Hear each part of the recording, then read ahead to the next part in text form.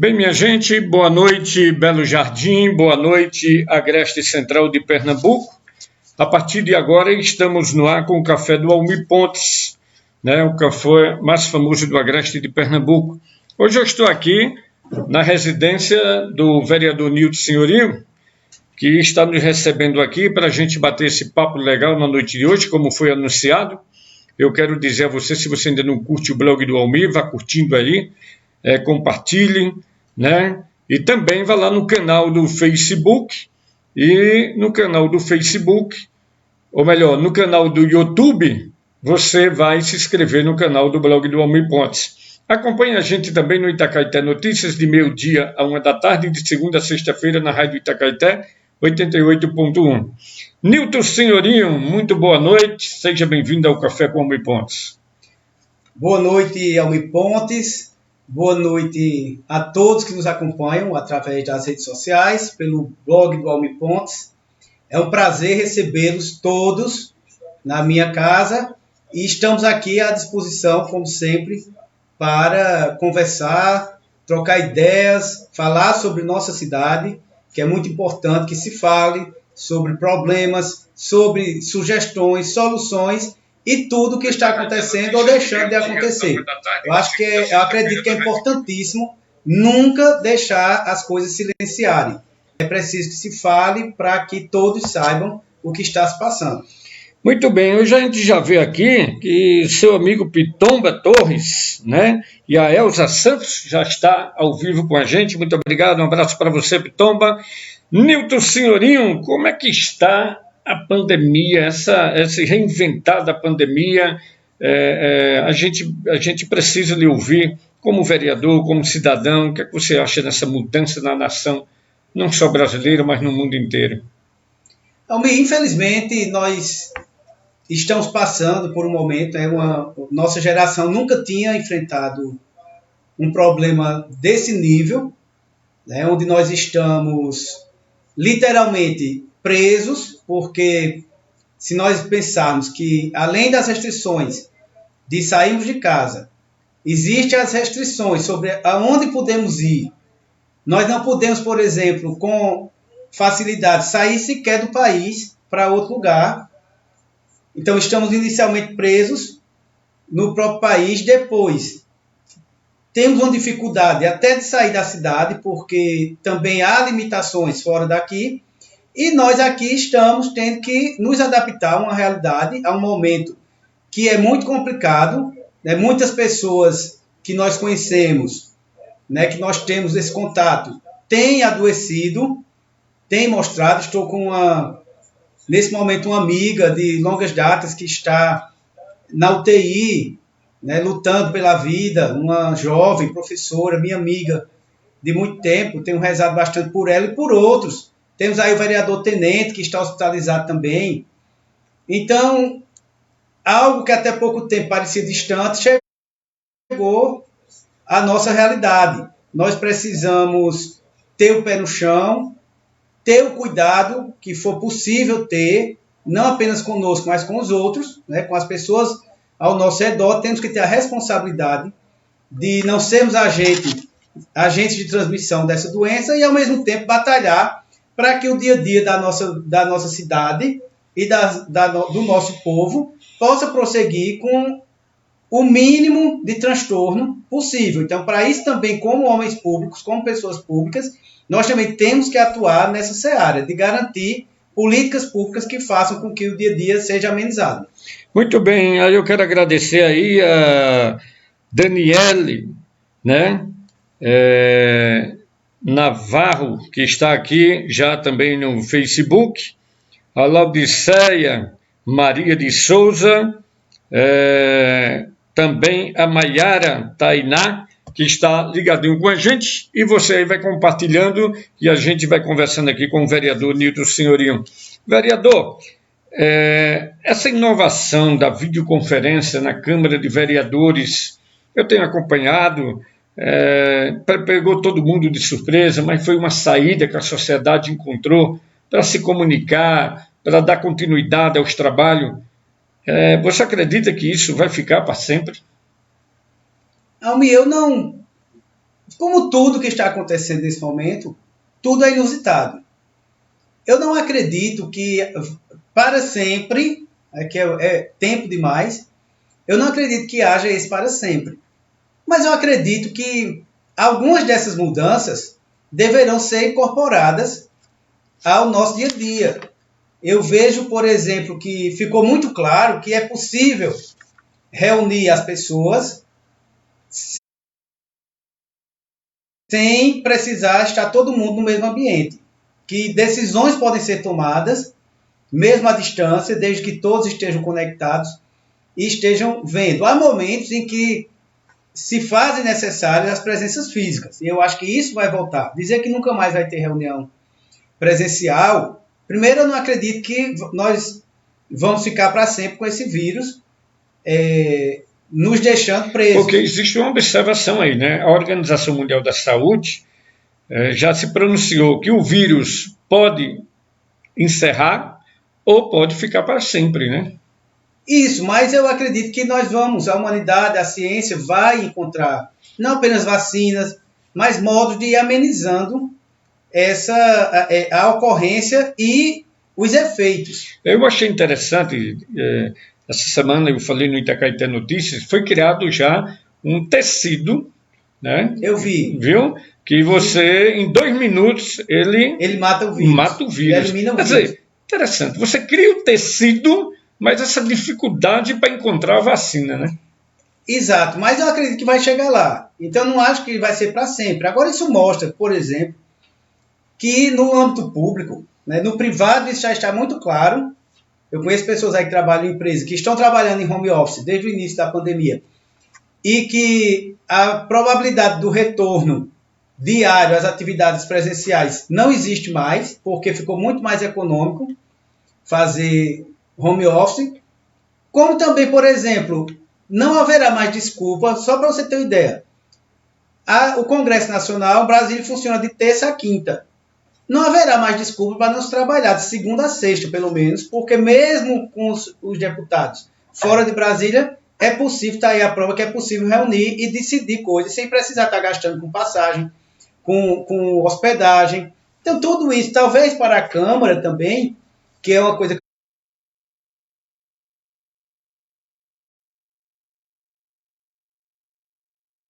eu sempre falei internamente e até externamente, que eu acho 2 reuniões por semana é muito pouco para a gente debater a cidade. Então está aí a prova de que é possível fazer as reuniões, não é preciso estar todo mundo no mesmo ambiente. Você falou de um assunto importante, porque o Congresso é reuniões todos os dias, né? Acho que menos na segunda, né? Na segunda, porque todo mundo está voltando, está voltando. Do seu local. Eu acho que não está no momento essa discussão para avançar, né? Pronto, eu acho muito pouco. 2 dias, 3 horas no máximo, que o regimento diz, embora que nas últimas gestões, nas últimas legislaturas, tem se avançado além de 3 horas, mas eu acho muito pouco para discutir a cidade. Às vezes tem um assunto que é muito importante e fica limitado nos dias da semana que tem reunião ou nas 3 horas que a reunião deve acontecer. Então, há debates que precisa se ouvir o povo, precisa se trabalhar mais, estender ao máximo as discussões, e que isso fica muito resumido. Tá aí a prova de que é possível fazer, mesmo com alguém em Recife, mesmo com alguém no sofá sentado, mesmo com alguém de cama. Dá para fazer, desde que esteja... E poderia falar. Até, como sugestão, você, determinados dias presenciais, como você também pode viajar, resolver suas coisas, e faria outros dias videoconferência, né? Por isso que eu digo, exatamente, é possível a permanência da videoconferência. Eu quero dizer a você que João Mendonça está assistindo. Um abraço para você, João, e está aqui já no Facebook, no blog do Almir Pontes, mas dizer a você que eu estou aguardando também a visita no Café com Almir de Isabelle, viu? Está aqui o presidente do PSB, que também está sendo intimado para isso. A gente também está aí, o Anderson está ligadinho com a gente, o Paulo Vitor, o pessoal está aí ligadinho com a gente no Facebook. Mas, vereador Nilton Senhorinho, realmente a gente vai sair um pouco da pandemia e vamos para a administração pública local, porque você tem tido muitas oportunidades da Câmara, tem levantado muitas questões a respeito da administração pública de Belo Jardim. Algumas críticas também a seu respeito, mas daqui a pouquinho a gente conversa sobre isso.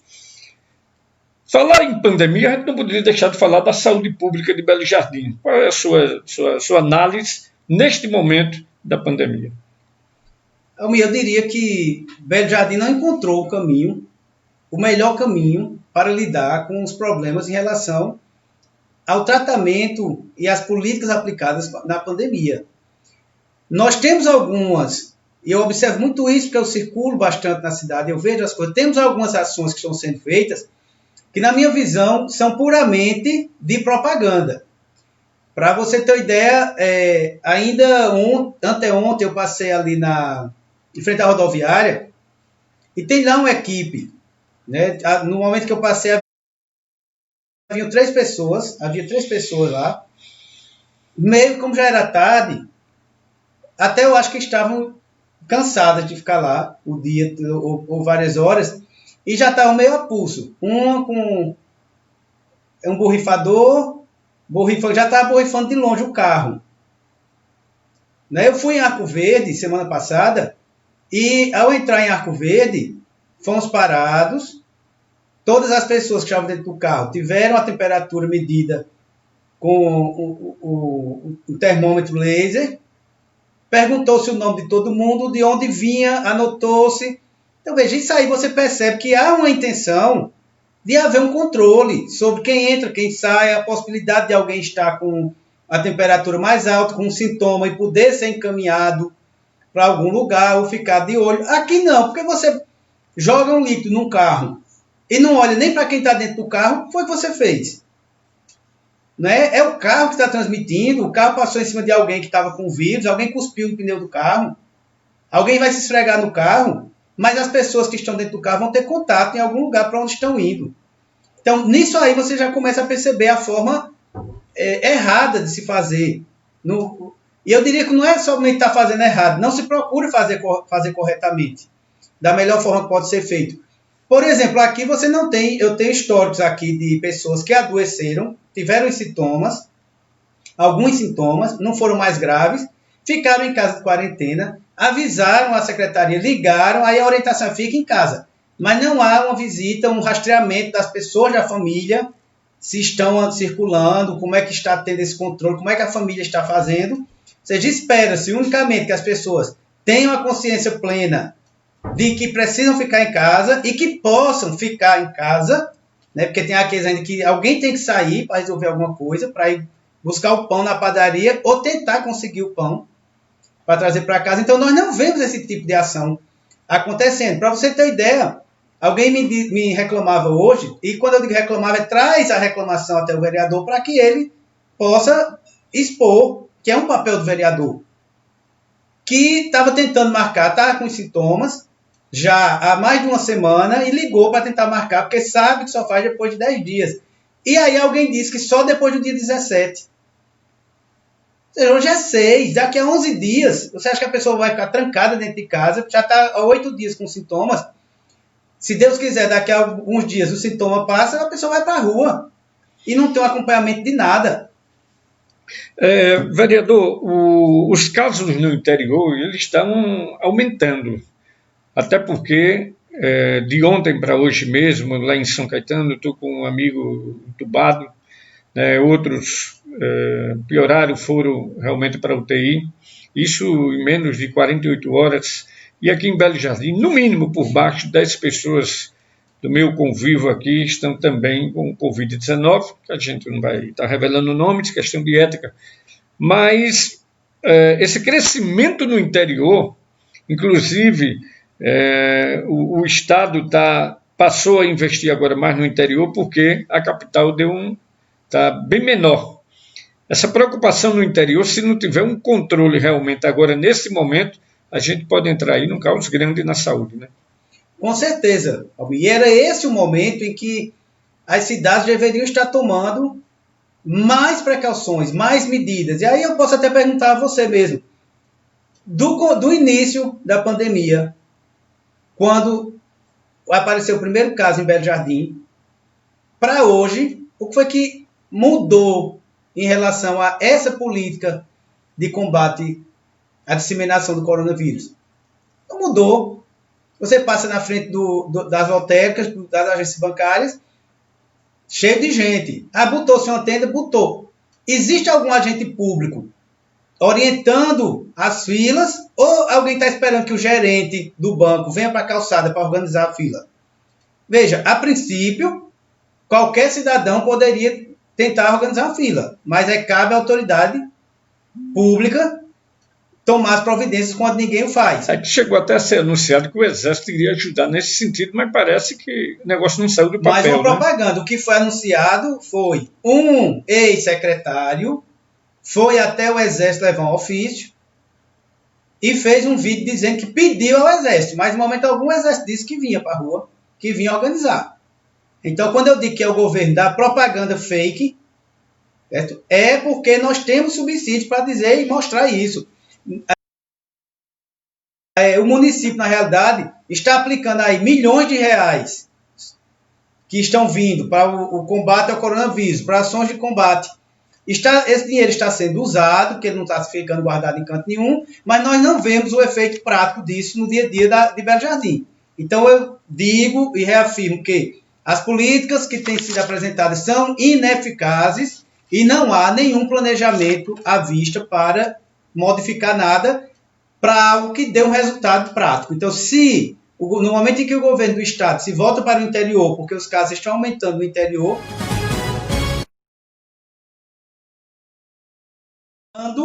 ou fazendo novas ações em relação a isso, mas a cada dia comércio, as pessoas aí saindo porque está virando lugar comum, muito mais gente adoecendo, como você acabou de frisar, e nós não vemos o poder público se movimentar. Imagina se Belo Jardim tivesse autorizado o comércio todo a abrir. Quem é que vai fiscalizar? Porque o dono do comércio eu sei que vai tomar conta ali. Pode ser que um ou outro não dê atenção necessária, mas a maioria pretende organizar, botar álcool em gel, exigir o uso de máscara para entrar no estabelecimento. Mas e da calçada para fora? Quem é que organiza? Não tem que ser o poder público? Aí a prefeitura fica dizendo, é a polícia que tem que fazer. Não. A polícia não é o papel da polícia fazer isso. O papel da polícia seria agir quando alguém estivesse ostensivamente trabalhando no contrário. Mas a prefeitura, os seus agentes deveriam estar, inclusive com campanhas educativas, no comércio, junto às pessoas que estão circulando na rua, para tentar conscientizar, já que no Brasil não houve obrigação. Ou seja, a Espanha obrigou as pessoas a ficarem em casa, só uma pessoa podia sair para o supermercado, para ir à farmácia, e já dizendo o que era. O Brasil não tomou nenhuma atitude em relação a isso. Então, as pessoas, todo mundo está muito à vontade para ir para a rua. Agora, é preciso que as autoridades públicas façam o seu papel, para isso está chegando recurso, e é preciso que a gente cobre. É o papel que temos que fazer nesse momento, dar sugestões e cobrar o que não está sendo feito. Muito bem, a gente está conversando com o vereador Nilton Senhorinho, no Café com Almir Pontes. A gente tem um apoio especial da Mercearia Celos, aqui na antiga Figueira Campos, pertinho da prefeitura, onde tem todo tipo de queijo recheado, bebidas, salgados, e você vai lá fazer uma visita ao meu amigo Marcelinho. Olha, o vereador Nilton Senhorinho, a gente quer saber agora a educação, porque a educação voltou, se eu não me engano, aí a videoconferência, né? Começou, eu vi alguns comentários seus na Câmara de Vereadores sobre a questão da educação, e você foi ex-secretário da Educação, não está mais por dentro desse assunto da educação. Como avançou o poder público municipal, avançou nessa questão agora da educação? Almir, eu vou tentar sintetizar aqui. Nós tivemos em março a paralisação completa das atividades escolares. E chegou-se o mês de maio, né? Terminou março, passou abril, o mês de maio avançou e o município simplesmente não se pronunciou a respeito do que pensava em relação à educação, às atividades escolares do município. Por quê? Quando nós vivemos um cenário que não se sabe quando haverá o retorno pleno das atividades, imagina se só puder voltar às aulas daqui a um ano. As crianças vão ficar um ano sem nenhuma atividade escolar, sem nenhuma Então, nós começamos a cobrar. E quando eu digo nós, não é apenas o vereador Nilton Senhorinho. Eu tenho contato permanente com pessoas ligadas à educação, com profissionais de educação, com pais de alunos que estavam preocupados com isso. E nós passamos a cobrar. Ao mesmo tempo, nós vimos aí Caruaru apresentando uma série de planejamentos a respeito das atividades remotas, né? Não confundir com a educação à distância, atividades remotas. São Bento do Una, outras cidades que apresentaram planejamento. E Belo Jardim, que é uma das maiores economias de Pernambuco, nada, o dinheiro só entrando, demitiu os servidores contratados, pelo menos boa parte. A maioria foi demitida. Alguns apadrinhados ficaram lá e alguns, porque ocupavam postos essenciais, precisavam ficar. E aí a gente, 2 meses parado, quase 3, entrando para o terceiro, e nada de dizer como é que vai fazer. E aí apresentaram quer dizer, resolveram fazer alguma coisa para dar alguma resposta, porque estava ficando gritante. E foi tudo sem pé sem cabeça. Não se diz como é que vai ser acompanhado o desenvolvimento dos alunos, através de que meios os alunos vão acessar isso, porque você bota lá no canal do YouTube. Ora, todos os alunos, e nós sabemos que a resposta é não, mas todos os alunos têm internet em casa para acompanhar? Alguns sequer têm um aparelho celular que possa acessar, quem dirá a internet. Então é preciso que você planeje e pense bem, porque nós estamos falando de uma população que, em sua grande maioria, é pobre, que não, quando tem um celular, não tem a internet disponível para passar 1 hora por dia assistindo a aula ou vendo a atividade. Também não se diz, se você demitir os professores contratados, quantos alunos cada professor efetivo vai ficar responsável? Porque a lei diz que tem uma quantidade, dependendo de cada ano escolar, de cada faixa etária.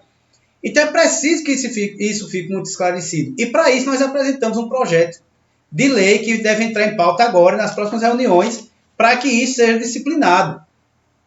Mas eu lhe digo sem medo de errar. A educação do Belo Jardim tem gasto milhões de reais com atividades que são inócuas do ponto de vista prático. Por exemplo, comprou-se, eu não tenho a informação ainda se foi distribuído, mais de 500 mil de fardamento escolar. Nós estamos no 2º semestre de um ano em que não houve praticamente aula até agora. Foram 7 dias no mês de fevereiro e alguns dias em março. E a necessidade maior agora é de comprar fardamento. Não seria a necessidade de ver outras questões que as pessoas estão precisando mais nesse momento. Inclusive, não seria mais oportuno que as pessoas não tivessem sido demitidas e pudessem estar recebendo seu salário mínimo, pelo menos, né? Qual era a necessidade mais urgente? Fora isso, a questão de kits escolares. Transporte escolar que foi pago sem ter transporte, porque ele está tendo aula. Né? Uma série de despesas que estão sendo feitas. Para você ter ideia, foi contratada aí uma empresa por 100 e tantos mil reais, eu não vou lembrar agora exatamente, eu acho que é 125 mil reais, para apresentar plantas de escola. E tem escola que supostamente acabou de ser reformada, não precisaria fazer uma planta dela, uma planta baixa, um projeto. Mas está lá, todas as escolas do município, 100 e tantos mil. Aí 600 mil de material gráfico. Então você tem que pensar por que esse tipo de despesa nesse momento? Né? Se as escolas estão fechadas, se os alunos não estão tendo aquelas despesas todas que tem para manter a escola funcionando diariamente, diminuíram. A receita diminuiu, a despesa diminuiu também. Então, qual é a prioridade para esse momento? Eu acho que a secretaria não tem trabalhado com isso. Muito bem, a gente conversa com o vereador Nilton Senhorinho. Eu quero aqui mandar um abraço para Maria Sorelli, que está aqui no Facebook, e o Valmir Pontes, lá em São Caetano, meu irmão. Um abraço. Meu amigo Severino Coco está aqui também com a gente. Um abraço para você, Severino Coco. Né? A Milcim Holanda também. Irmão Adriano está aqui também, mandando um abraço para você, Nilton. Você falou em educação, eu quero aqui lhe fazer uma pergunta, porque o vereador Wilson Maciel, pré-candidato a prefeito pelo PTB, no Café com Almir Pontes, ele fez algumas críticas, né, pela sua passagem na Secretaria da Educação, e porque eles têm você como grande crítico do atual governo. Como é que você analisa essas críticas do colega de Câmara, Wilson Maciel? Olha, Almir, eu diria o seguinte, para resumir muito, as prestações de contas de marca Coca-Cola, da qual o Wilsinho dos Terrenos foi secretário de Educação, o próprio Wilsinho votou contra a prestação de contas de Marcos, já agora nessa legislatura. E quando você observa os índices de educação, eles começaram a ser medidos da atual maneira em 2005.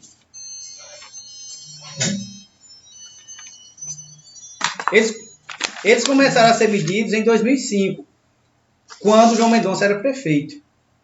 E temos lá o marco. Tudo isso tem no Tribunal de Contas, aí no site do Tribunal de Contas, tudo no gráfico. 2005 tem um valor de referência. Aí 2007, que é a cada 2 anos, subiu. Aí em 2009, já com o Wilson secretário de Educação, o índice de Belo Jardim ficou muito aquém da média exigida, da média esperada. Aí chega 2011, piorou. O Wilson era secretário de Educação. Aí em 2013, eu, secretário de Educação, montei uma equipe que nós precisávamos fazer a avaliação em 2013, assumimos em janeiro. E a avaliação foi em novembro, e nós conseguimos avançar, certo? Tanto nos anos iniciais quanto nos anos finais. E Belo Jardim se aproximou nos anos iniciais, por exemplo, muito da média que era exigida.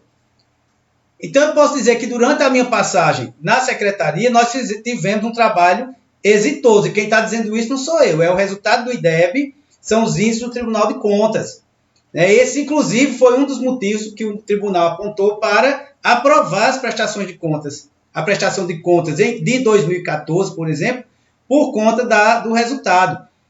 Em 2012, quando o Wilson foi secretário de Educação de Marcos e passou, no meio do ano, a condução para a doutora Elizabeth, porque ele ia disputar a vice na chapa de André Mendonça,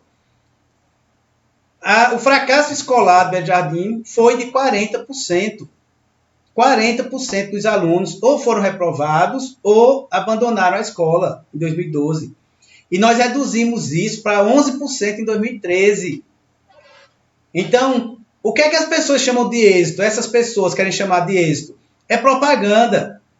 Em 2011, o vereador, o então secretário Wilson, inaugurou 3 salas de aula lá na Escola Manuel Teodoro de Arruda, em Serra do Vento. Eu assumi a secretaria no dia 2 de janeiro de 2012. No dia 1 de março, essas salas caíram. Então, elas não começaram a cair no dia que eu assumi, não. Elas caíram porque foi uma obra mal feita. Foi uma obra feita só para maquiar. Graças a Deus, caiu de manhãzinha, quando não tinha ninguém na sala de aula. Então, é um pessoal que está acostumado a fazer maquiagem para fazer propaganda. Mas é tudo oco. É tudo oco e os números estão aí. Então, eu não fui para a Secretaria de Educação para fazer propaganda nem maquiar nada. Eu fui para obter um resultado. E quando nós obtivemos o resultado, eu deixei a secretaria porque havia outros fatores lá, inclusive o próprio pessoal que era aliado do Wilson, que veio para o governo João Mendonça, começou a sabotar o trabalho e eu digo, não dá mais para eu continuar aqui. O objetivo que era de atingir, melhorar os índices de educação, nós conseguimos, reunir a equipe, anunciei que estava saindo, não saí brigado com ninguém, saí de boa com o prefeito, continuei com a mesma amizade, fui ser secretário de Cultura e depois surgiu a questão de eu ser candidato a vereador e estou aqui. Estou aqui pela vontade do povo. Pela vontade dessas pessoas eu estaria longe. Mas o que eu quero dizer é que nós não fizemos maquiagem, nós não fizemos uma gestão na educação para apenas criar propaganda com resultados loucos. Nós fizemos. Agora, já nessa passagem dele novamente pela educação, todos os índices afundaram. todos os índices afundaram. Está aí nos órgãos oficiais para quem quiser ver. Então, eu sou alvo de crítica, porque, diferentemente deles, né, eu não tenho preço, eu não me vendo. Porque se eu estivesse lá com eles, estariam dizendo que eu fiz tudo do bom e do melhor. Né? Mas como eu não sou venal, eu tenho um posicionamento e fico com ele, ou perdendo ou ganhando, aí logicamente que tem-se que me atacar para tentar descredibilizar o que eu falo. Mas está aí, as pessoas estão vendo, as pessoas é quem vão julgar ao final, mas os resultados estão aí, tudo isso vai vir a público, tudo isso que eu estou dizendo, inclusive eu tenho tudo aí impresso, depois eu vou passar para você, para outros comunicadores da cidade, porque o povo precisa ver a realidade dos fatos. 40% de fracasso escolar, contando que Belo Jardim até hoje teve 2 greves de professores, e as 2 foram na gestão de Wilson, dos terrenos. Então, qual é o valor moral em relação à educação que essa pessoa tem para tecer críticas a qualquer outro secretário que passou por lá? É isso que eu tenho a dizer só.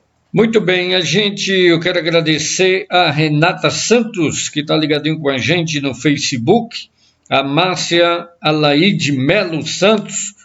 Nós esforçamos e conseguimos avançar com sua gestão enquanto secretário de Educação. Essas palavras dela no Facebook. A Isabel Rodrigues também, muito obrigado pela companhia na transmissão do Café com Almir Pontes.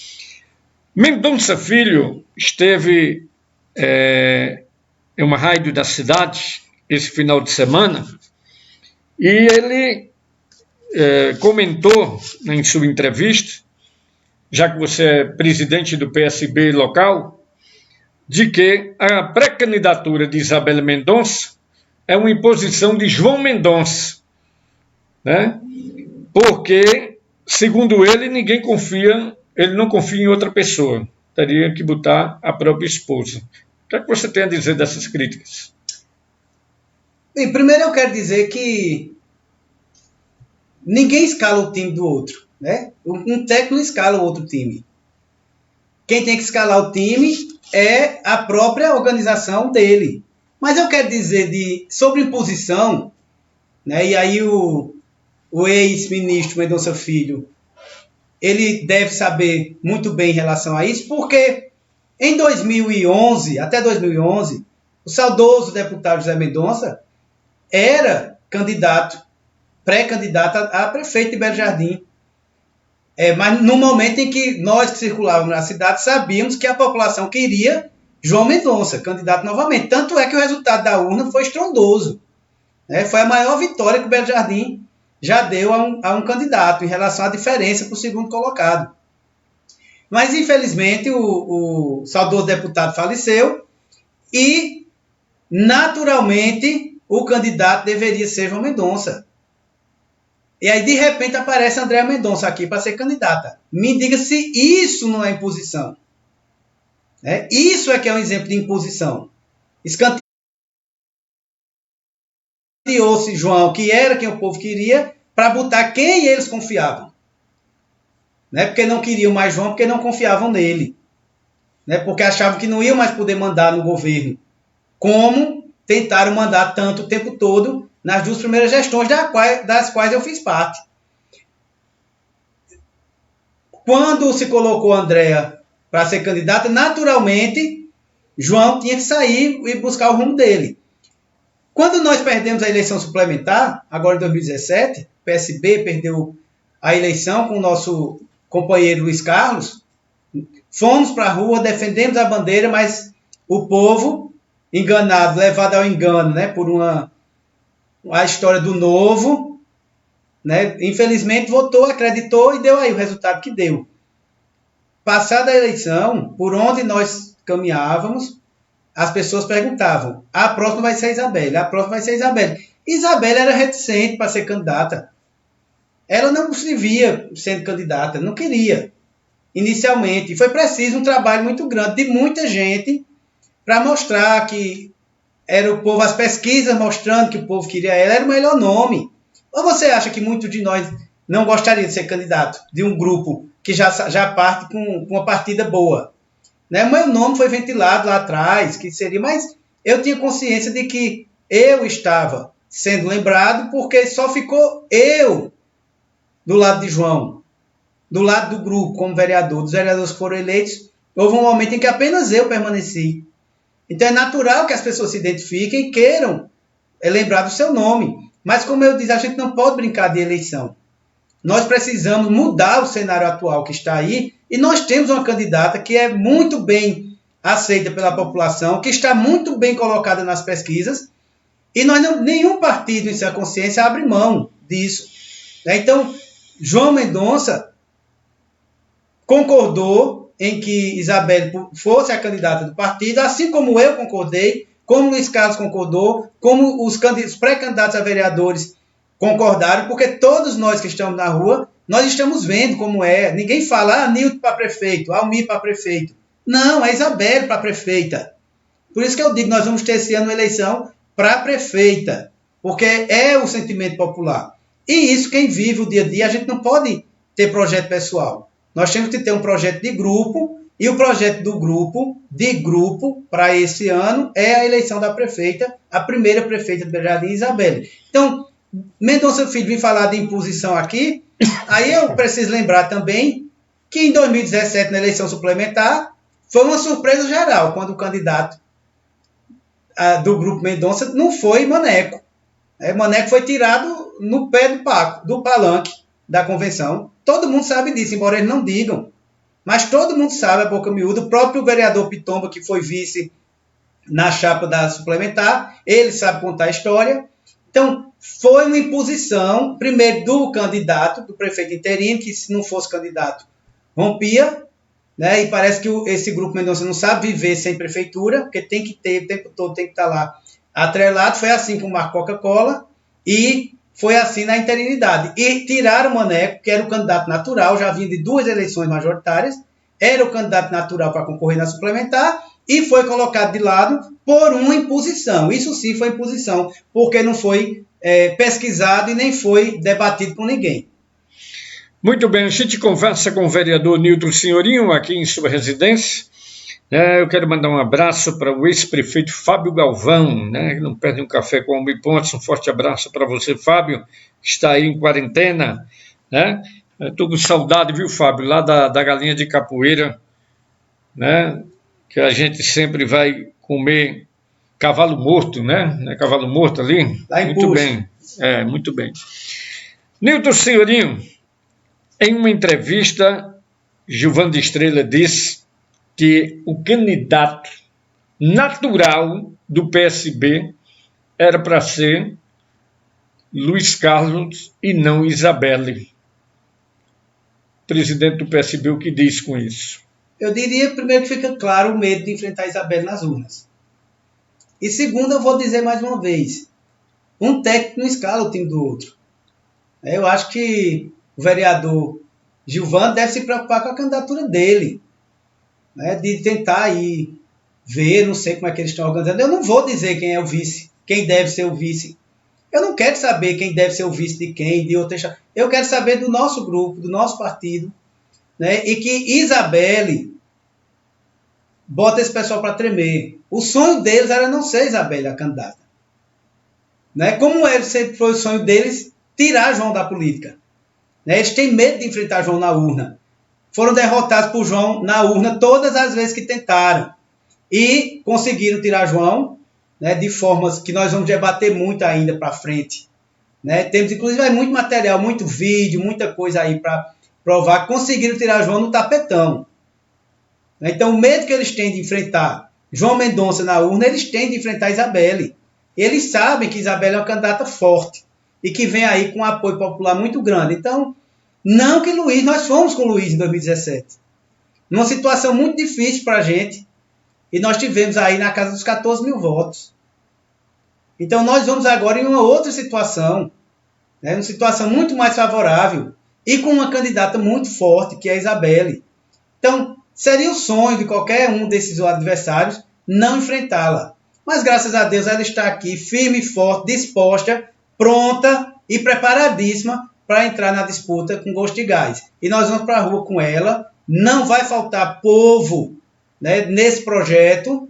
As pessoas estão querendo, pedindo para ir para a rua, para começar a campanha, e nós vamos. Nós não temos medo de enfrentar, né, como nunca se teve aqui, não teve medo de enfrentar ninguém. E nós vamos enfrentar esses adversários com o apoio do povo, com garra, com coragem, com respeito, todo o tempo, sem se utilizar de ódio o tempo todo, agora com certeza absoluta, sem nenhum medo de enfrentá-los e de ir para as urnas e deixar o povo dizer quem é que realmente quer. Então, cada um deveria cuidar da sua campanha, do seu palanque, e deixar que cada partido resolva. Inclusive nós temos conversado aí com muitas pessoas, temos uma candidata a prefeita, estamos resolvendo aí a vice. Como dizia o Marco Marcel, quem tem tempo não tem pressa. Né? Temos conversado aí com vários atores locais, com vários políticos locais. Existem muitas coisas aí para acontecer. E nós temos que trabalhar com respeito, né, a todos os demais grupos, a todas as outras pessoas que fazem política em Belo Jardim. Agora, de uma coisa eu digo, não teremos medo nenhum, nem de enfrentá-los e nem de não ter o povo ao nosso lado, porque nós teremos, e com muita garra. Pode acreditar que quando disser guerreou nessa campanha, nós vamos ver aí nosso povo de amarelo na rua querendo eleger a primeira prefeita de Belo Jardim. Muito bem, a gente conversa com o vereador Nilton Senhorinho. Existe uma crítica, Nilton, nas redes sociais, eu tenho percebido, e também pelos seus colegas de Câmara, quando participa de live, quando participa no Café com Almir, de que Isabelle ganhando, quem manda é João Mendonça. Isso é verdade? Olha, esse é o típico discurso machista, que quer dizer que a mulher não consegue administrar nada, não é? Até pouco tempo nós sabíamos, existe ainda as piadinhas de que mulher não sabe dirigir, mulher isso, mulher aquilo, quando nós sabemos que isso está totalmente ultrapassado.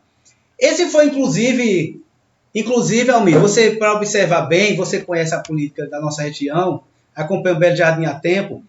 Em 2012, nós tivemos aqui uma candidata a prefeita, que era Andréa Mendonça.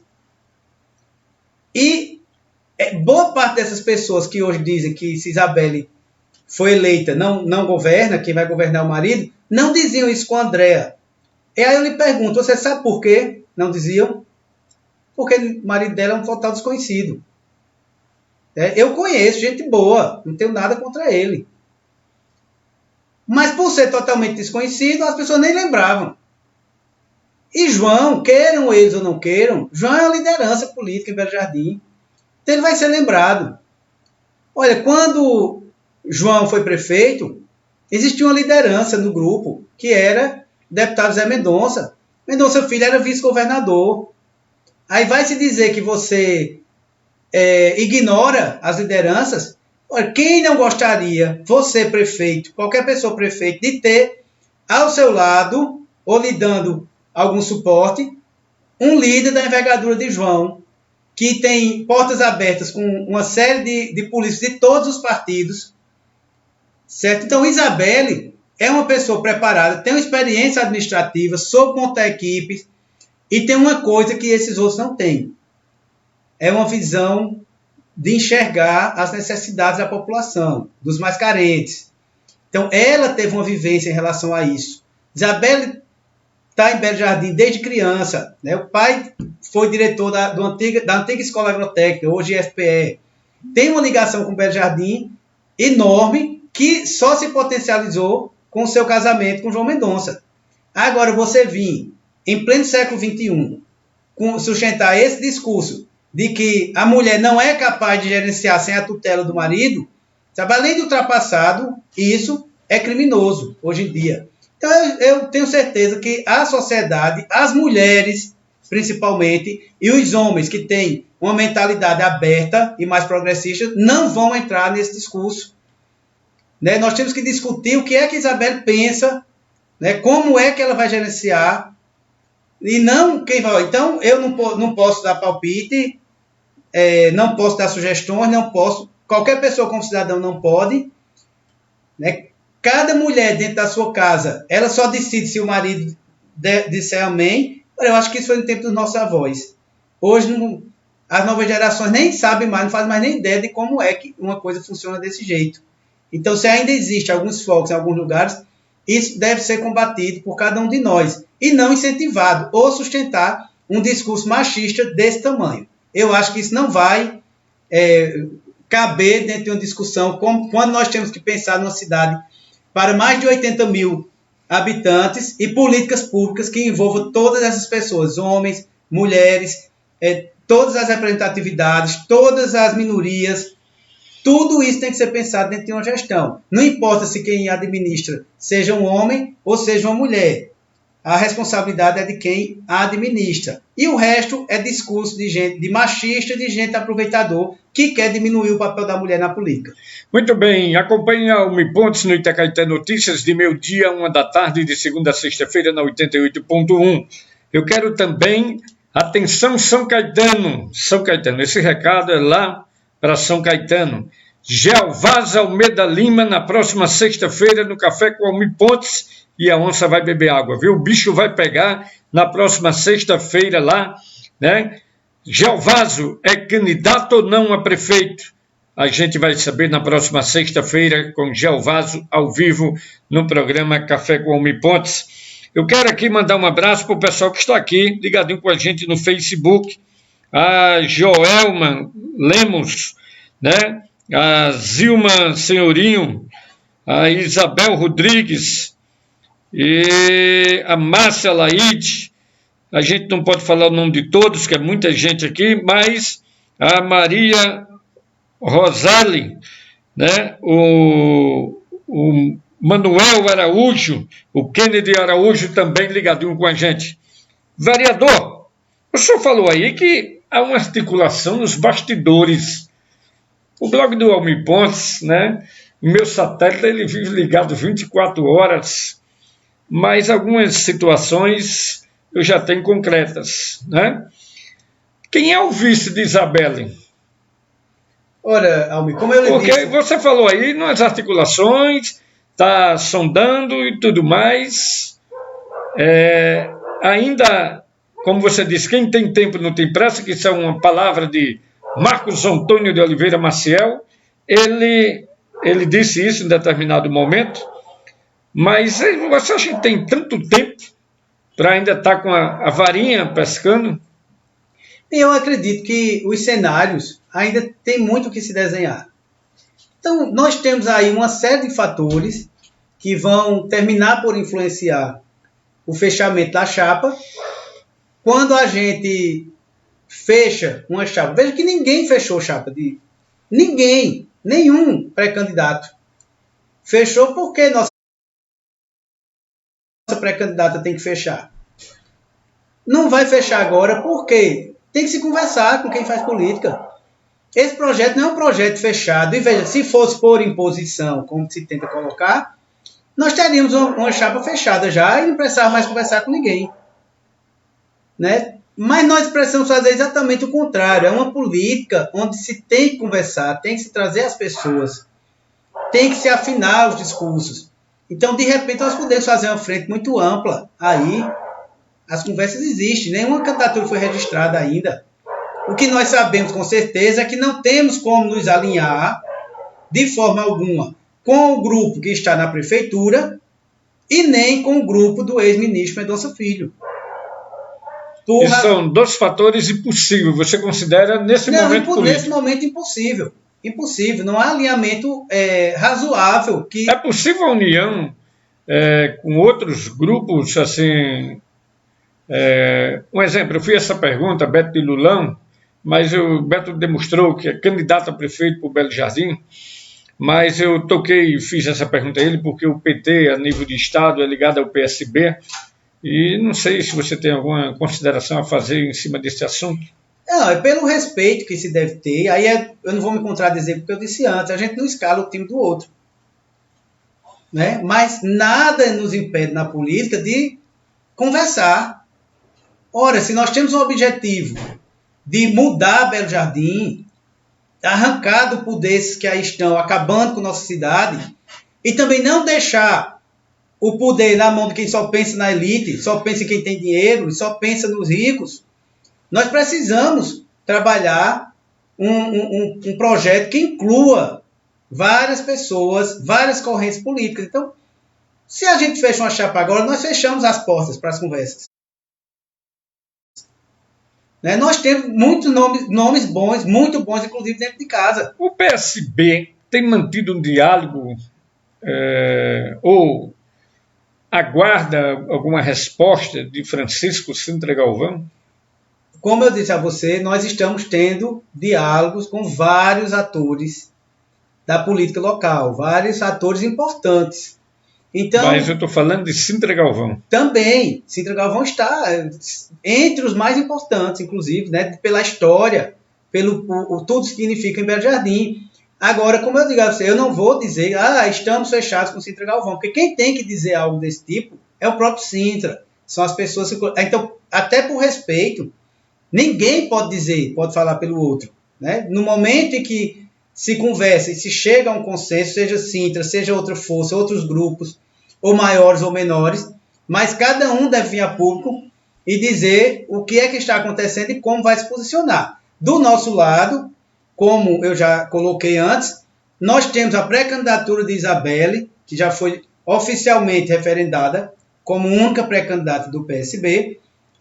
Isabelle liderando as pesquisas de uma ponta a outra em todos os cenários. Então não há por que nós abrirmos mão de uma candidatura. Quem está em primeiro não para apoiar o segundo. Quem está em primeiro vai tentando mais apoio para chegar mais na frente ainda. Então, temos conversado com respeito, respeitando o tempo, os espaços de todo mundo, né? Mas não existe nada fechado absolutamente para vice, até porque não é tempo de fazer isso. Se já tivesse fechado algum nome para vice, seria falsidade conversar com os demais. E nós estamos conversando com todas as pessoas que se dispuseram a conversar. Nessa questão de vice, surgiu um comentário já há vários dias, né? Lá na rádio mesmo, eu tenho recebido alguns zaps e, inclusive, pessoas me perguntando sobre esse assunto, que você seria o vice e o filho de João Mendonça seria candidato a vereador no seu lugar. Não, nunca foi ventilado, jamais foi ventilado isso. Inclusive porque essa conversa deve ter saído, começou a surgir quando as listas de filiações foram divulgadas e no PSB apareceram os 2 filhos de João Mendonça filiados. Ora, mas é natural que... Imagina, inclusive eu era dos que falava, olha, você tem que se filiar agora, porque Isabelle é candidata. Né? Então, vocês, como filhos, têm que entrar na campanha, têm que estar participando da movimentação partidária, inclusive com alguns papéis. Mas você vai caminhar todas as eleições como vereador? Veja, é a segunda eleição que eu disputo. Né? Eu disputei a primeira... E não está na hora da vice? Não, eu acho tudo na hora certa. Eu acho que nós precisamos trabalhar para mudar o que está aí em Belo Jardim. Então, eu não preciso. Eu sempre participei de política em Belo Jardim antes de ser candidato. Fui candidato a primeira vez em 2016, mas desde o meu primeiro voto, aos 17 anos, que eu já trabalho intensamente nas campanhas. Eu nunca pensei em ser candidato até chegar o momento em que muitas pessoas me diziam, Newton, se candidata. E aí eu percebi que não era um projeto meu, era um projeto de muitas pessoas. E eu encarei, as pessoas vieram comigo e foram para a campanha e o resultado... Mas nesse momento político, desculpa se você se sentir pressionado, mas não é pressão, é só um esclarecimento, porque quando você sabe, a gente trabalha na rádio, a gente recebe muito zap, pessoas com muita pergunta, como se a gente soubesse da vida política do PSB. Né? É interessante as pessoas quando ligam para a gente. Mas o que eu quero saber é o seguinte... se um possível vice, o Nilton Senhorino a vice agora de Isabelle, você acha que esse convite deveria partir pela Isabelle e pelo esposo, ou deveria partir na hora que as pessoas recebem a visita de pesquisadores nas portas? Almir, como eu já lhe disse, eu reafirmo, em momento algum, internamente, foi ventilado a possibilidade de eu ser vice. Inclusive lá atrás, quando começou a surgir algumas, que era natural até pela exposição que eu tinha como opositor à atual gestão, à medida que a gestão definhava, meu nome foi aparecendo naturalmente também para compor uma chapa majoritária. E eu entendo que esse desejo das pessoas, mas nós temos que entender o que é um projeto político.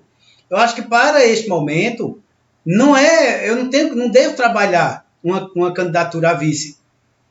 Porque tem muita gente que gostaria, tem, mas eu entendo que nós precisamos do meu trabalho na Câmara, ou pelo menos trabalhar para que nós possamos fazer uma base forte de apoio a Isabelle na Câmara. E aí eu acho que eu poderei contribuir muito mais conseguindo a reeleição estando na Câmara do que estar como vice-prefeito. Olha, se fosse uma vaidade minha, quem é que não gostaria de figurar como vice na chapa, né, e ficar ali, até a despesa com campanha é menor, porque você já está na campanha majoritária. Quer dizer, eu vou dizer a você que não me sentiria bem, me sentiria, mas nós temos um objetivo. Mas se o grupo político entender que é seu momento, você aceitaria? Pelas suas palavras... Não, eu diria que não é o momento. Não, eu não estou dizendo que é o momento. Eu digo assim, se o grupo, né, tudo é possível. Se o grupo entendesse que você seria o nome do momento, você aceitaria esse convite? Quem sabe em outro momento, em outra disputa. E eu lhe digo uma coisa, tenho certeza absoluta que nós teremos uma prefeita em 2021. Então, e essa certeza sua não era essa certeza de vitória, não era certeza também de Nilton se tornar vice caso recebesse o convite? Sim, mas nós temos que pensar também no ganhar a eleição e governar. Nós precisamos garantir que na Câmara Isabelle possa ter o apoio necessário, sem que essas figuras antigas, carimbadas, que vivem penduradas, mamando na prefeitura, achem espaço para se pendurar novamente. Então nós temos que trabalhar isso. Quando nós estamos trabalhando um projeto, nós não estamos trabalhando apenas o ganhar, estamos trabalhando também pensando no depois da eleição, o administrar. E para isso, eu acredito que é muito mais importante, se fosse por vaidade, eu estaria trabalhando também, tentando ser vice, como eu vejo muita gente aí brigando, querendo se agarrar para ser vice nas outras candidaturas. Eu vejo aí coisas absurdas. Primeiro, eu acho que ninguém faz campanha para ser vice. Né? A gente faz campanha para ser candidato a prefeito. Depois faz as conversas com as pessoas e as alianças e tal, e compõe uma chapa. Mas eu vejo aí absurdo. Mas tudo bem, cada um que se vire aí. Internamente, nós temos trabalhado para fazer uma composição. Olha, se for dizer, vai resolver dentro de casa mesmo, nós temos outros nomes aí, muito bons também dentro do partido. Não precisava ser Nilton Senhorinho. Né? E eu entendo até que muita gente acha assim, não, mas Nilton é de confiança, porque eu tenho história dentro do grupo. Eu estou defendendo a posição que sempre defendi. Eu não fui de um lado para o outro, eu não fui me vendendo, não fui indo, tá? Porque eu acredito em valores. Eu fui educado com valores. E eu não acredito em pessoas que têm preço.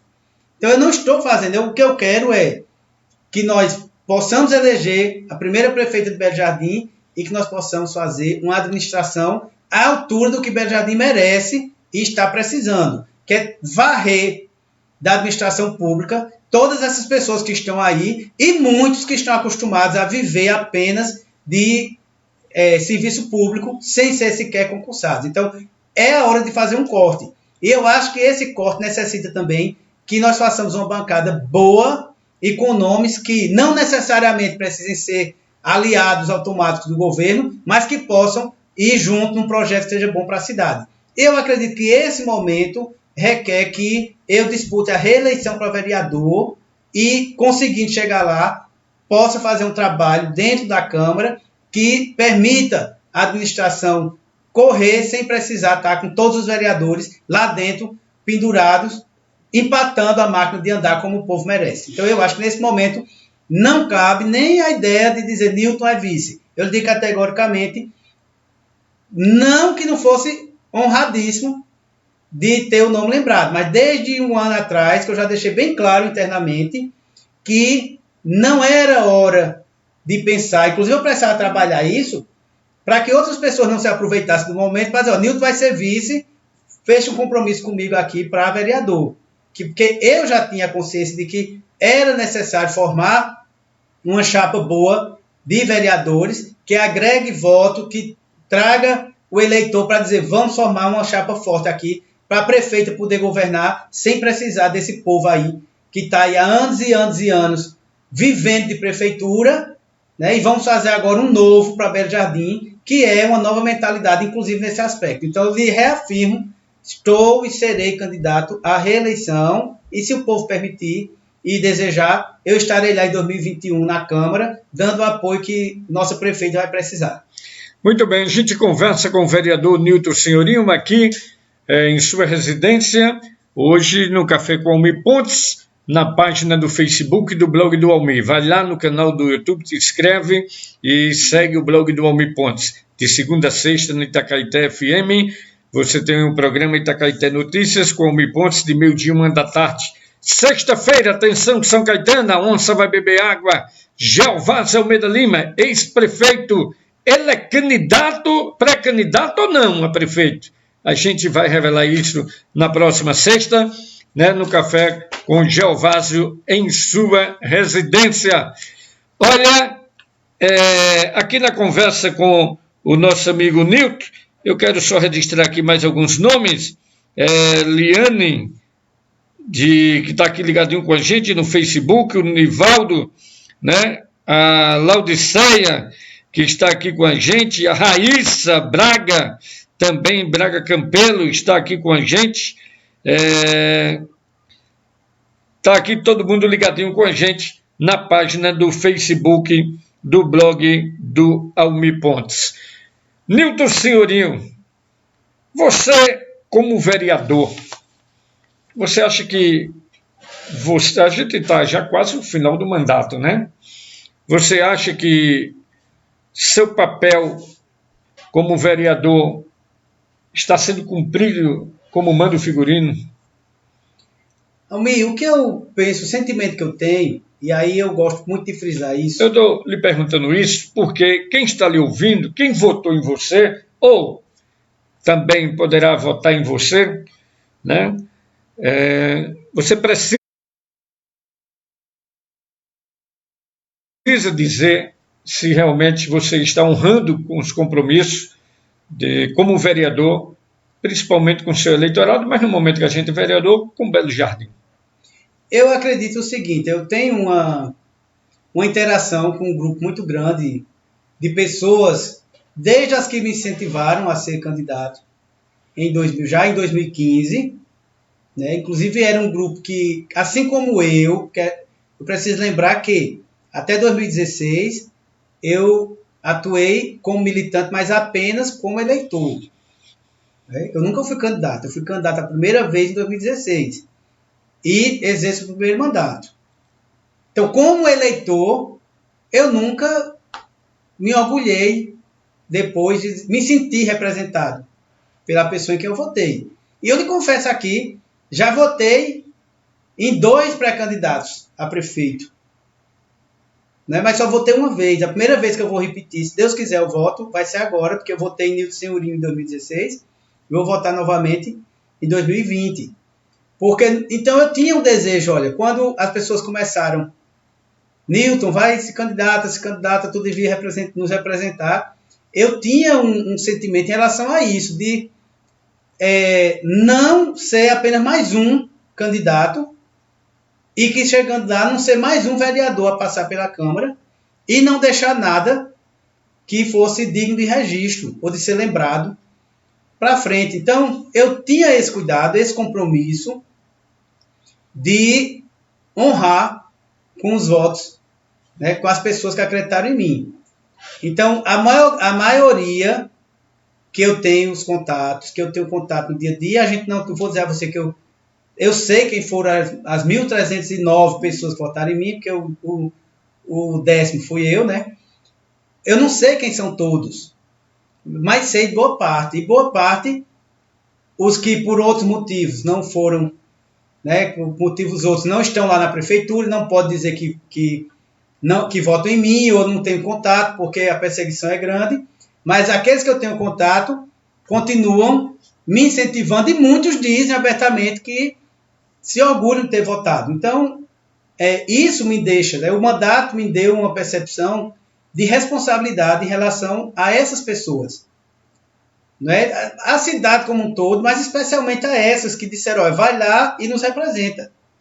Então, eu me propus desde o início a trazer a discussão a público, porque eu achava que a Câmara tinha virado um chá de comadres, não havia mais debate, não havia mais discussão, não havia mais nada. E durante a minha campanha, eu dizia trazer as discussões para o público, trazer o povo para dentro das discussões. E você veja que eu comecei com o trabalho de jogar nas redes sociais as reuniões, os debates que estavam acontecendo, até que a própria Câmara passou a fazer a transmissão, né, ao vivo. Então, tudo começou uma situação. Nós tínhamos as redes sociais. Por que não, se as pessoas não estão indo à Câmara, por que não levar até elas? Então, esse era um dos papéis. Outro, fazer a fiscalizar, como deve ser um dos papéis do vereador, e ninguém pode dizer que eu não fiz isso. Apresentei aí inúmeras denúncias, não apenas verbalmente. Quando eu digo apresentei, eu apresentei ao Tribunal de Contas, ao Ministério Público, à Polícia Federal, tudo registrado, tudo documentado. Mas também apresentei propostas. Consegui aprovar aí o projeto de ensino de história de Belo Jardim na rede municipal. Consegui aprovar o plano municipal para pavimentação de ruas e saneamento. Ou seja, o município vai passar a ter um calendário, as pessoas saberem qual é a previsão de pavimentação da sua rua. Apresentei aí vários projetos em relação a servidores. Apresentei um projeto para que o município tivesse um ano para enviar o plano de cargos e carreira do servidor público. Foi aprovado, depois o prefeito mandou outro projeto desmanchando e a maioria governista da Câmara desmanchou e até hoje não foi outro. Então apresentei o projeto para que houvesse um calendário, fosse divulgado um calendário de pagamento de salário dos servidores e a Câmara derrotou, a maioria governista derrotou. E apresentei outros projetos, projeto de urbanismo, a questão de os novos loteamentos terem um planejamento de paisagismo, terem já ser entregue com, além do que já é exigível, de saneamento, de iluminação, de água, ter também sua parte de verde, as árvores, tudo isso para a gente pensar numa cidade que não é para apenas hoje e amanhã, mas para daqui a um ano, daqui a 2, daqui a 10. Né? A preocupação de o que é que nós vamos deixar para que a próxima geração, daqui a 20 anos que estiver lá na Câmara, não tenha que estar discutindo os mesmos problemas que nós temos hoje.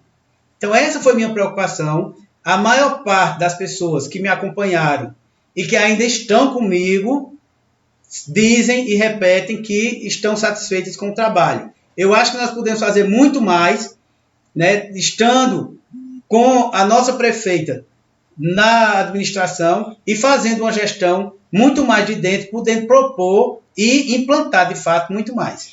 Muito bem, eu quero mandar um abraço para Joelma Lemos, para Albina Galvão, está batendo palma aqui para você, a Marta Sorelli e a Verônica Ferreira, a Renata Santos, que está ligadinho com a gente na página do Facebook do blog do Almir Pontes. Nilton Senhorio, eu vou fazer uma pergunta a você agora que eu fiz a todos, né? E para ser justo com todos, é preciso lhe fazer também. Você corre o risco, ou quer correr o risco, ou você acha que deve analisar? Como é que você analisa as pré-candidaturas a prefeito do Belo Jardim? Se é que quer analisar, senão fica à vontade. Eu acho que até devo. Né? Porque nem todos quis fazer esse tipo de análise. Não, eu acho que até devo. Eu não vou partir para a questão de analisar se fulano deveria ser candidato, fulano deveria. Não, mas todo mundo tem direito de ser candidato. Né? Todo mundo que está na política pode ser, todo mundo que tem um título de eleitor e está afiliado a um partido pode votar e ser votado. Né? Então isso aí, mas o que nós devemos analisar é o histórico dos pré-candidatos.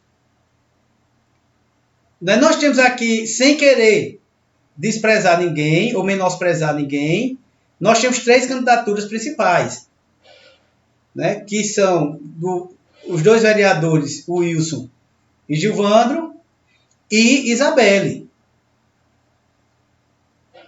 Os 2 primeiros fazem uma campanha agredindo João Mendonça.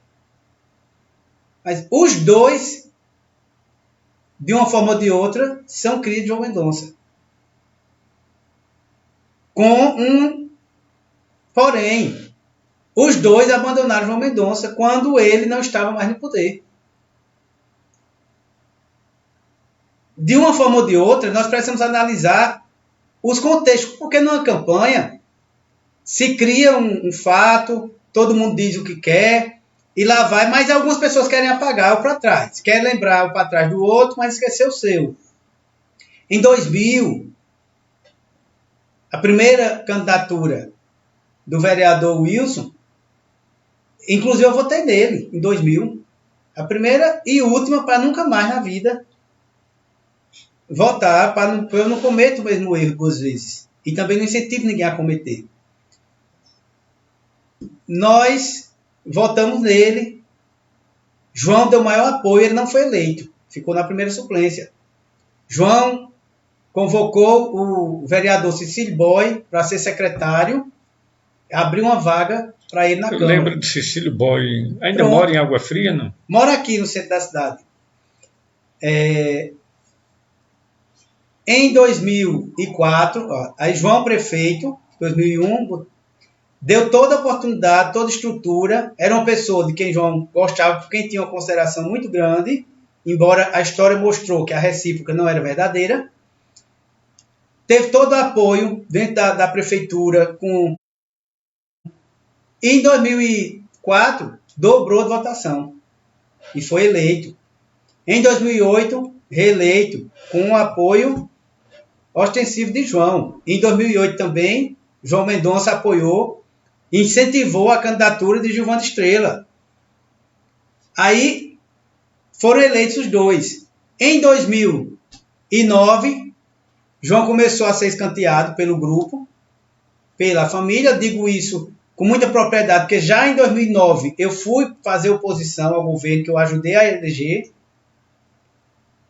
né, porque eu não concordava com uma série de coisas, aí não fiquei fazendo mais nem média, fui para a oposição declarada. E em 2011, quando chegou a hora de cada um definir, porque era um ano antes da eleição, para definir o prazo, para definir as filiações e tudo mais, na hora de João Mendonça contar com o apoio daquelas pessoas que ele ajudou muito politicamente, deram as costas. E aí eu preciso citar aqui que é história isso, é história, eu não estou inventando não, mas as pessoas precisam ser lembradas da história.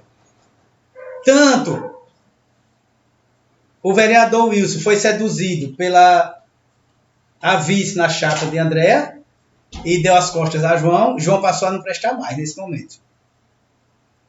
E o vereador Gilvandro, que tinha umas rusgas com o prefeito Marco Coca-Cola, mas era daquele jeito, briga de manhã e de noite tá dando beijo, teve uma confusão com um compadre dele, que é o empresário da cidade. E nessa confusão, o grupo Mendonça ficou do lado do empresário e não de Gilvandro. E quem foi, inclusive, ajudar a fazer a mudança de Gilvandro nas carreiras do escritório dele, porque ele ia ser despejado, que o prédio era do empresário, nós. Sabe? As pessoas só querem lembrar que deram apoio a João, mas não lembram da hora que tiveram os apoios. Sabe? Que tiveram apoio amplo e restrito. Aí, Gilvandro ficou com João em 2012, porque também não tinha outro caminho. Naquele momento, o Grupo Mendonça fechou as portas para ele. E eu estou dizendo isso, Almir, eu tenho material, e nós temos material, inclusive da campanha de 2012, que o próprio Gilvandro declarava o que tinha acontecido. Nós temos todo esse material. Então, só para finalizar a pergunta, são duas pessoas que tiveram apoio irrestrito de João para entrar na política.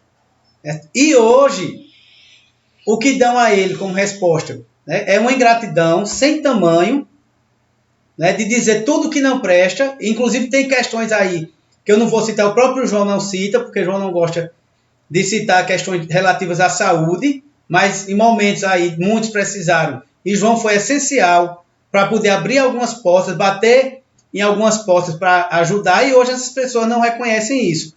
Então eu acho que essas pré-candidaturas estão aí, como todo mundo tem direito de ser pré-candidato, Mas nós precisamos ver quando é que as pessoas têm projetos pessoais, né? Ser candidato a prefeito ou ser candidato a qualquer coisa não deve jamais ser um sonho. Deve ser um projeto onde caiba muita gente, não pode ser uma coisa pessoal. Né? Ah, eu tenho um sonho de ser isso ou de ser aquilo. Política se constrói com sonho, mas é quando o projeto é coletivo. É aquela história do verso de sonho que se sonha só, é só um sonho. Então, sonhar em ser isso ou ser aquilo, não deve ser assim a política. Eu fui candidato a vereador porque um grupo grande de pessoas queria ser representado por mim. Eu nunca tive eu quero ser candidato de todo jeito. Eu precisava saber que representava alguma coisa. E eu não acho que essas duas candidaturas, uma representa um projeto absolutamente pessoal, que quer se fixar, se agarrar em qualquer governo que esteja, né? Muda assim, de uma hora para outra, troca de camisa, né? É o literal vira casaca. Que aí o governo que estiver, ele está lá. E agora vem para representar um governo totalmente falido, que nós temos que mudar totalmente, de cabo a rabo. Não se pode deixar no governo de Belo Jardim ninguém que represente essa administração atual. Ninguém, mas de vereador a prefeito. Ninguém. Eu acho que o sentimento do povo é esse. E a outra candidatura representa um grupo elitizado que não sabe quais são as necessidades de Belo Jardim, que só aparece aqui para fazer campanha. Só aparece aqui em busca de votos. E aí eu vejo aí um representante do grupo dizer, amo Belo Jardim, mas quando faz campanha em Recife, ama Recife. E não quer ouvir falar que é de Belo Jardim, porque lá em Recife a gente não pode dizer que é um político de interior. Né? Então, eu nasci e me criei em Belo Jardim, eu gosto de Belo Jardim, eu vivo o dia a dia de Belo Jardim, e eu acho que é isso que a política pede. É que você saiba, que você conheça, conheça as pessoas, conheça o seu dia a dia, e eu lhe pergunto aqui, sabendo que você aí é escrachado na Rádio Bituri, da qual estou proibido de participar de qualquer programa, desde 2018. Né? Me proibiram porque achavam que eu estava crescendo demais, e que não sei o quê, não sei onde é que eles veem isso, mas não deixei de falar. Nós temos aqui, que nós não temos de fato, Belo Jardim, tenho certeza, se Zé Mendonça fosse vivo, teria o maior orgulho de dizer que tem um neto vereador em Recife. E Belo Jardim não sabe disso. Por que Belo Jardim não sabe disso? Porque lá no Recife não é para dizer que eles são do interior, que eles tinham origem no interior. Para mim, é a típica representação da frase de Cazuza, que dizia, são caboclos querendo ser ingleses. São pessoas que, da BR para lá, são ricos e vivem uma vida à parte de Belo Jardim. Então, são dois projetos que não representam o povo, que não representam mudança. São dois projetos que precisam ser combatidos e nós vamos fazer esse combate, e o bom combate, como eu já disse antes, sem nenhum ódio, mas também sem nenhum medo. Muito bem, a gente vai só registrar aqui, né, a Célia Maria Silva, que está ligadinha com a gente, muito obrigado pela companhia.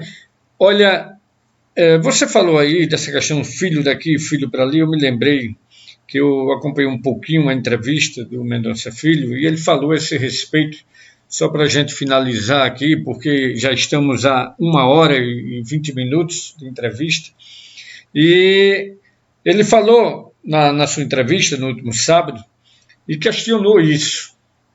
Se referiu a vocês, para eles, a oposição a eles, né? Não sei quem é esses vocês que ele tanto fala.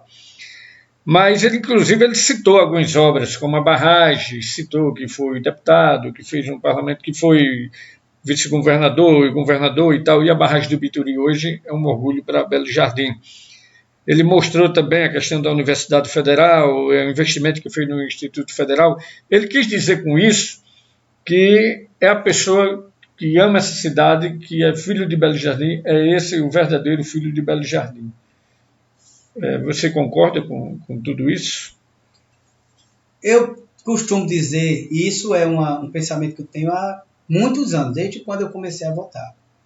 Algumas pessoas, não apenas na política, até no meio empresarial também. Algumas pessoas costumam dizer que fizeram muito por Belo Jardim. Eu costumo analisar que Belo Jardim fez muito por essas pessoas. Sabe, uma coisa não pode ser desassociada da outra.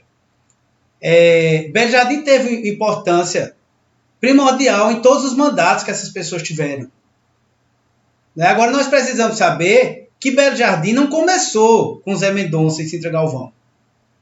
Belo Jardim teve muita gente fazendo parte da história e prestando serviços relevantes para que Belo Jardim chegasse onde é hoje. Todo mundo teve uma participação, todos esses atores políticos tiveram, de alguma forma deram contribuição. Mas eu lhe pergunto, Almir, ao passo que Belo Jardim deve se sentir orgulhosa de ter tido um ministro da Educação, embora, como eu repito, ele só diz que é de Belo Jardim aqui. Em Recife, ele não diz, nós temos aí o guia eleitoral das campanhas dele para prefeito em Recife para provar que nós não estamos mentindo. Belo Jardim hoje, por exemplo, teve, vamos dizer, que seja um filho da terra que foi ministro da Educação. Ótimo, é um orgulho.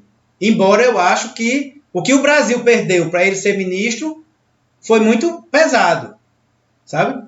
E agora, vamos eliminar essa questão. Não vou nem falar da questão nacional, que foi preciso um golpe para tirar a presidente do poder para poder ser ministro. Aí eu não sei se a gente pode dizer que foi muito bom só para Belo Jardim, enquanto para o Brasil foi péssimo. Mas eu não vou entrar nessa seara. Vamos analisar Belo Jardim. A pessoa que assumiu o ministério em 2016. E 4 anos depois, 2020, nós temos aqui uma Universidade Federal Extensão, da Universidade Federal Rural, que não começou a funcionar, segundo eles dizem, porque conta a pandemia, vou aceitar esse argumento, mas está ali. Se não tivesse a pandemia e ela já estivesse funcionando, está funcionando num galpão que foi alugado. Né? Com 4 cursos ou 5, que educação, como eu digo, sempre é bom. Isso aí, não estou questionando. Agora, por que, por exemplo, Arco Verde ganhou uma faculdade de medicina e Belo Jardim não? Né? Por que outras cidades receberam já a construção, já em 2016, foram liberadas, e Belo Jardim, o curso só foi liberado, a extensão para cá, no final do mandato dele como ministro. E nós estamos rodando até hoje, ele saiu em 2018. 2 anos depois, nós não temos ainda o começo da obra.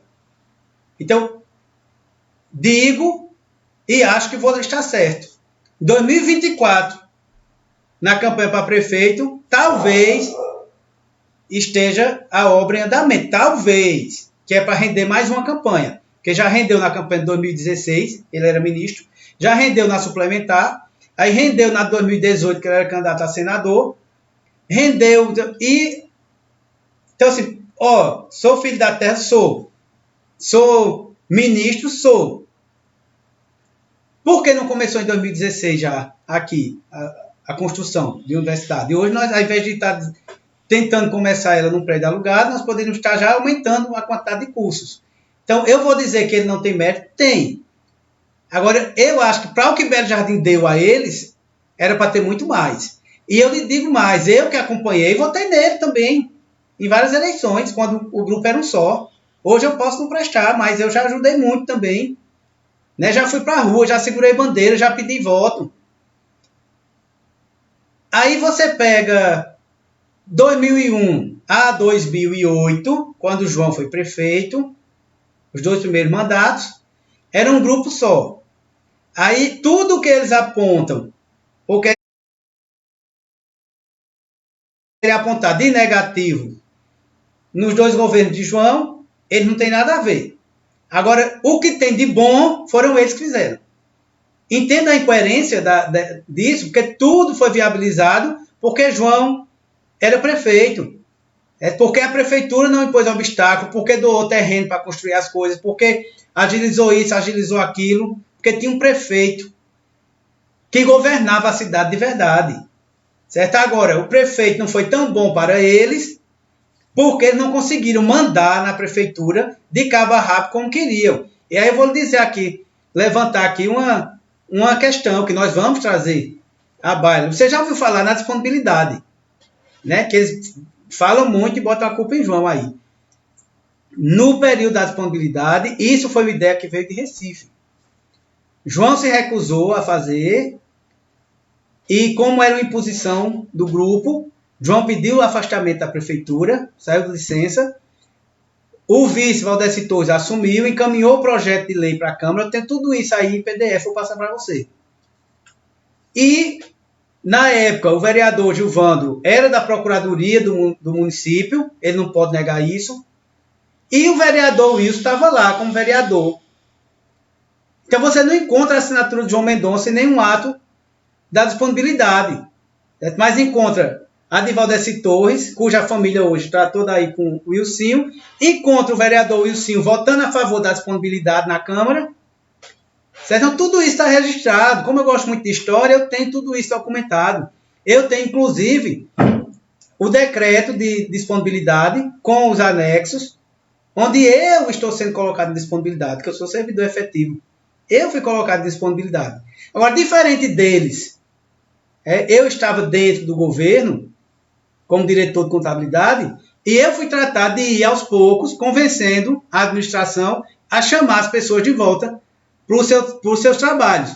E sem muita confusão no final, né? No final, estava todo mundo trabalhando de volta aos seus... Sem ser preciso. Muita gente não foi preciso ordem judicial nem nada, embora eles digam, não, foi a justiça que mandou. Não.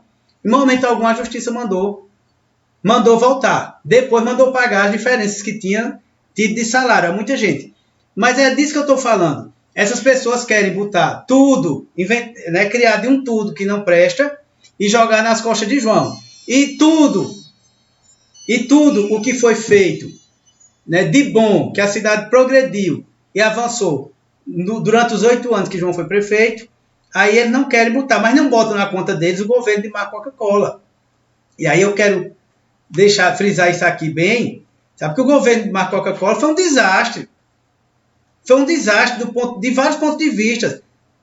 Por exemplo, nos 7 primeiros anos de governo de João, não existia a lei do piso. Né? Não existia uma série de situações. Mas de 2001 a 2007, todos os anos, os professores tiveram um aumento real acima da inflação. Né? E tudo isso está registrado em leis aprovadas pela Câmara.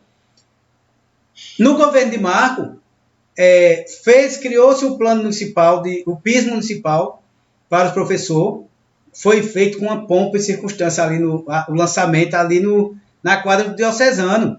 1 ano depois, os professores entraram em greve porque não cumpriram.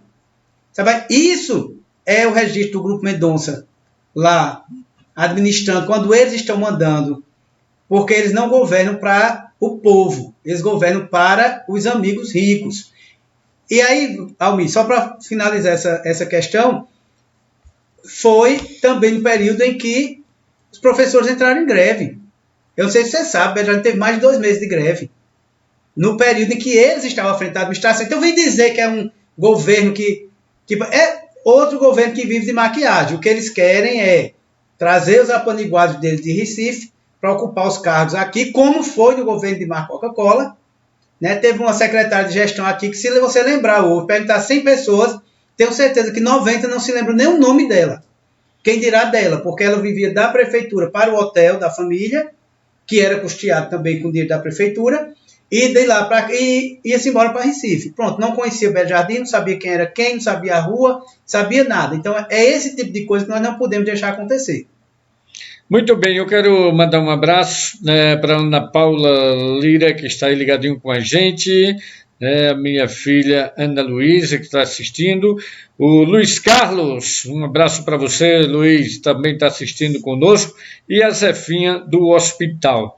Gente amiga, a gente já está aqui há 1h30 com o vereador Nilton Senhorinho, e a gente chega ao final do nosso programa, mas eu vou deixar o Nilton aí, né, que se a gente for puxar assunto aqui com o Nilton, a gente amanhece o dia. Eu sempre gosto de entrevistar o Nilton lá na Itacaité FM, porque o tempo passa rápido, né? Quem tem esse diálogo, a gente se aprofunda muito.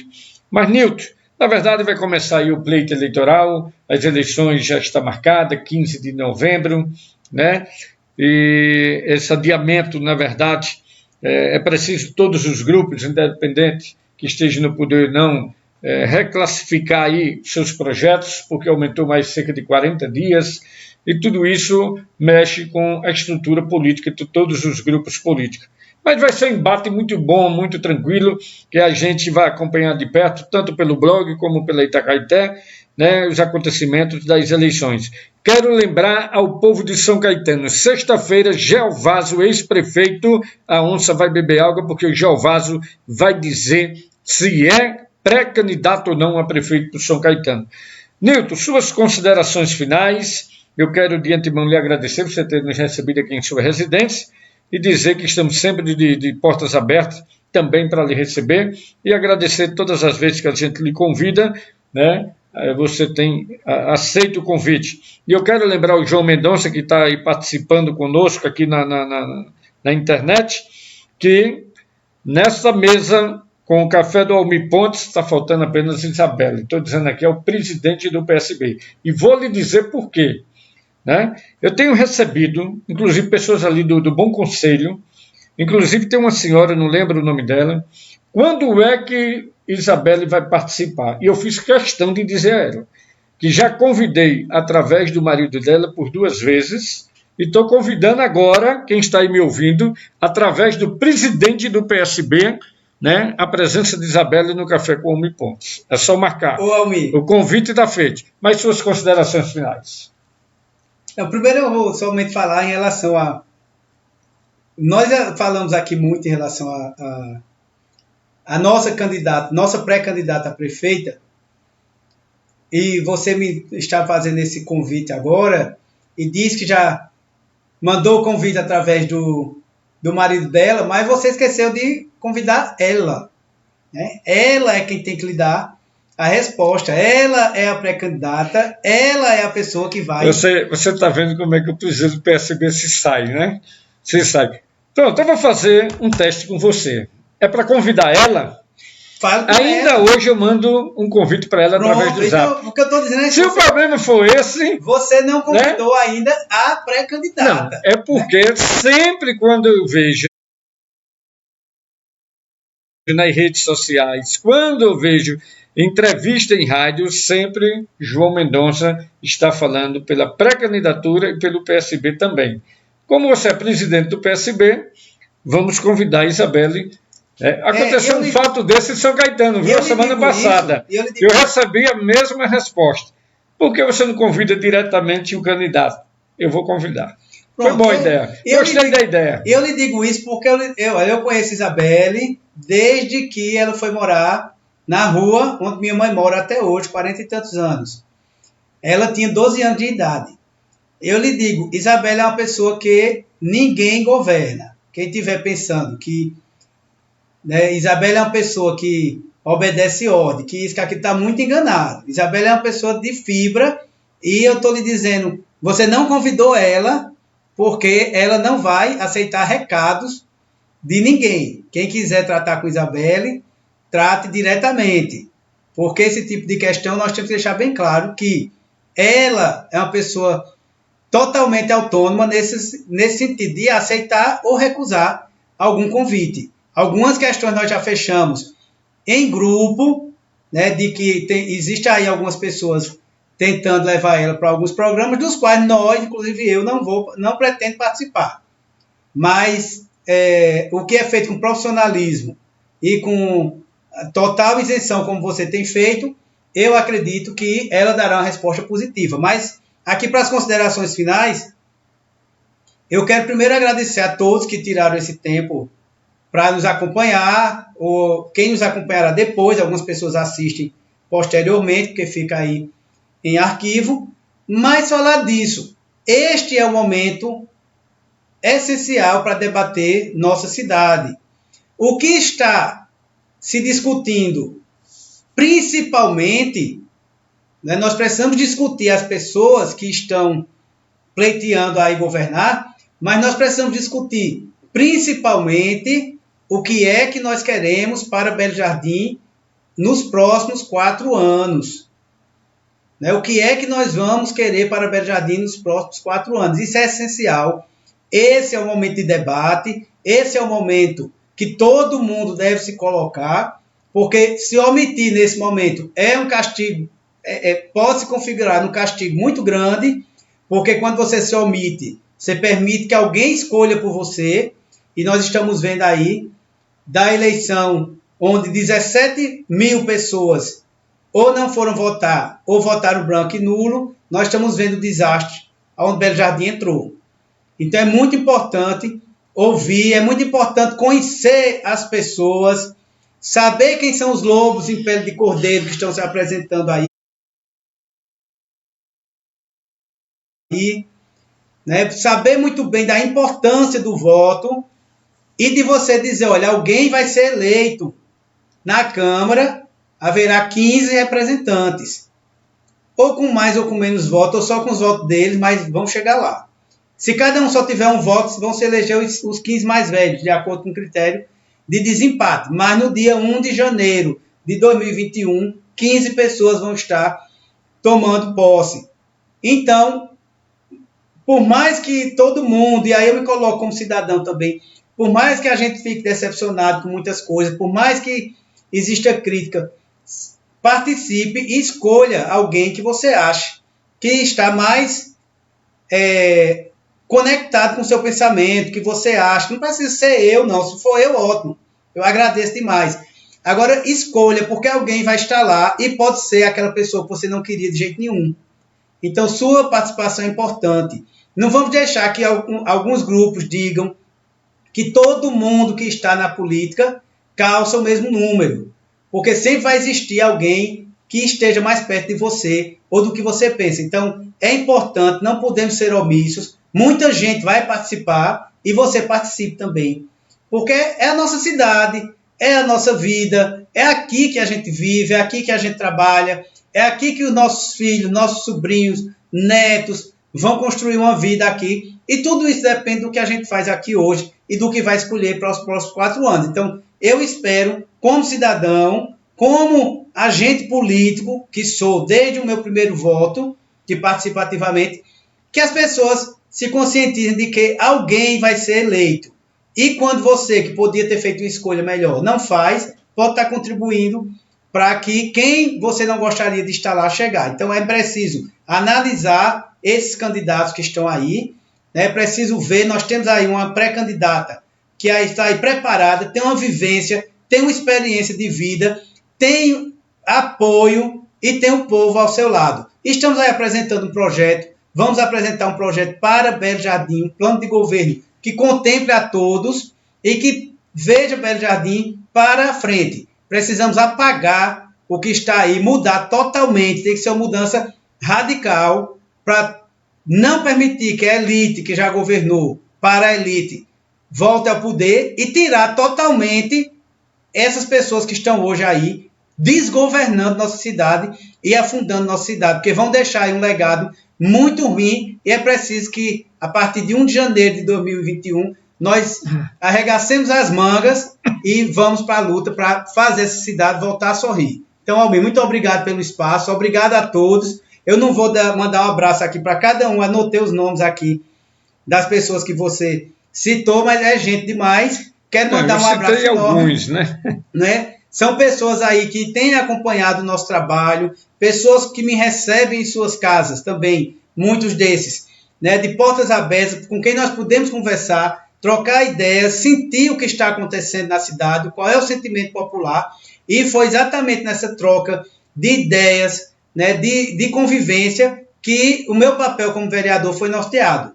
Eu, todas as vezes que falo,